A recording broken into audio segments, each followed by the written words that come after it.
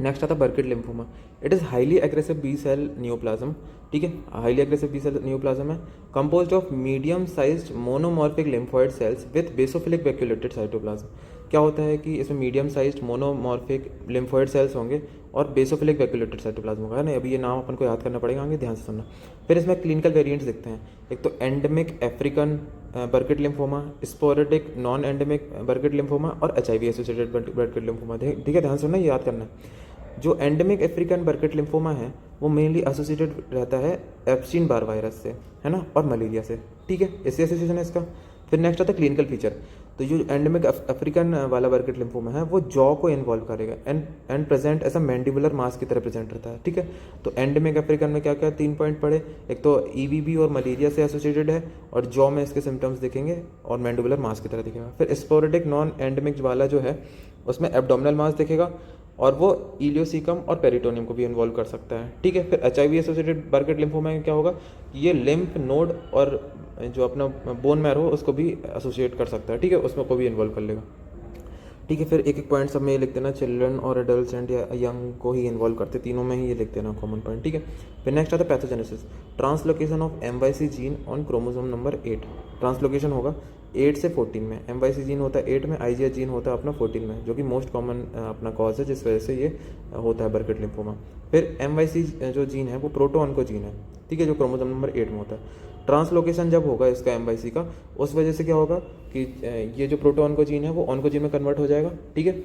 उस वजह से जो MYC है उसका ओवर एक्सप्रेशन होगा और वो बनाएगा MYC प्रोटीन। तो MYC जो प्रोटीन है वो ऑन्को प्रोटीन की तरह एक्ट करेगा, ठीक है। MYC जो प्रोटीन है वो क्या करेगा, अनकंट्रोल्ड सेल प्लोरिफिकेशन करेगा, सेल का प्लोरिफिकेशन कराएगा, वो भी अनकंट्रोल्ड, तो उस वजह से हो जाएगा कैंसर, ठीक है। तो पैथोजेनेसिस में ट्रांसलोकेशन हुआ 8 और 14 के बीच में, जिस वजह से जो MYC प्रोटीन है, MYC जो जीन है वो ऑन्को जीन, प्रोटॉन का जीन था वो कन्वर्ट हो गया ऑन्को जीन में, अब उसका ओवर एक्सप्रेशन होगा MYC प्रोटीन का, उस वजह से क्या होगा, अनकंट्रोल्ड सेल प्लोरिफिकेशन होगा। फिर नेक्स्ट आता है माइक्रोस्कोपी, ठीक है। माइक्रोस्कोपी अपन देखेंगे ध्यान से। Lymph node shows loss of architecture, lymph node में आर्किटेक्चर मतलब होगा उसका लॉस हो जाएगा। Involve tissue show diffuse infiltrate of monotonous medium size lymphoid cell. क्या है, monotonous medium size lymphoid cell. ध्यान से देखो इधर पर जो ये सेल्स दिख रहे हैं ना, है ना, ये जो बैकग्राउंड में ये ब्लू ब्लू सेल्स दिख रहे हैं, है ना, ये कैसे सेल हैं, monotonous medium size lymphoid cell, ठीक है। ये डायग्राम में अपन को बनाना है। Appearance of neoplastic lymphoid cells, है ना, अपन को अब न्यूप्लास्टिक लिम्फोइड सेल्स भी देखेंगे, ठीक है। उसमें क्या है, मीडियम साइज सेल्स होंगे, राउंड और ओवल न्यूक्लियाई होगा with clumped coarse chromatin with several 2 to 5 nucleoli होगा, ठीक है।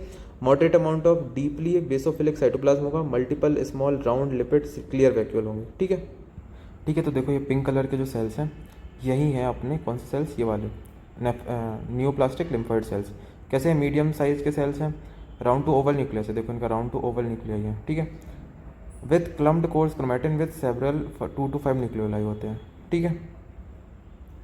इसका जो न्यूक्लियस होता है, न्यूक्लियोलाई होता है वो राउंड टू ओवल होता है, ठीक है, और इसके अंदर 2 से 5 न्यूक्लियोलाई होते हैं, ठीक है, न्यूक्लियाई के अंदर न्यूक्लियोलाई होते हैं, ठीक है। फिर moderate amount of deeply basophilic cytoplasm, multiple small round lipoid clear vacuole देखेंगे। तो ये जो दिख रही है ना ये वैक्यूल्स हैं। फिर नेक्स्ट आता है स्टारी स्काई अपीयरेंस, ठीक है, ये फिनोमेना बहुत इंपॉर्टेंट, ध्यान से सुनना। Tumour cell undergo apoptosis and nuclear remnant of these apoptotic cell are phagocytosed by macrophage.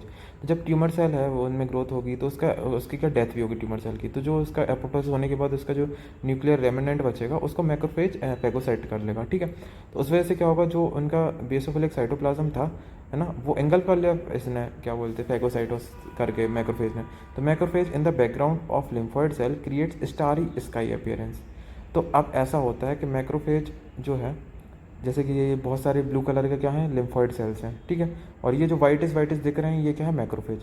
तो ऐसा नहीं लग रहा है कि पूरा ये स्काई और ब्लैक ब्लैक कलर का जो लिम्फोइड सेल ने बनाया है और ये जो स्टार्स हैं मैक्रोफेज, ठीक है। तो ध्यान से देखो नीचे ये जो स्टार्स है ना वो मैक्रोफेज को रिप्रेजेंट कर रहा है और जो पीछे स्काई ब्लैक कलर का है वो अपने लिम्फोइड सेल को रिप्रेजेंट कर रहा है। तो अपन को देखेगा स्टारी स्काई अपीयरेंस, ठीक है। तो ये था अपना बर्किट लिम्फोमा। फिर आगे लास्ट बचा हुआ इम्यूनोफिनोटाइपिंग।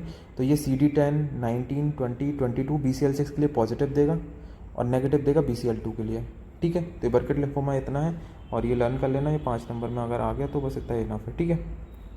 Thank you.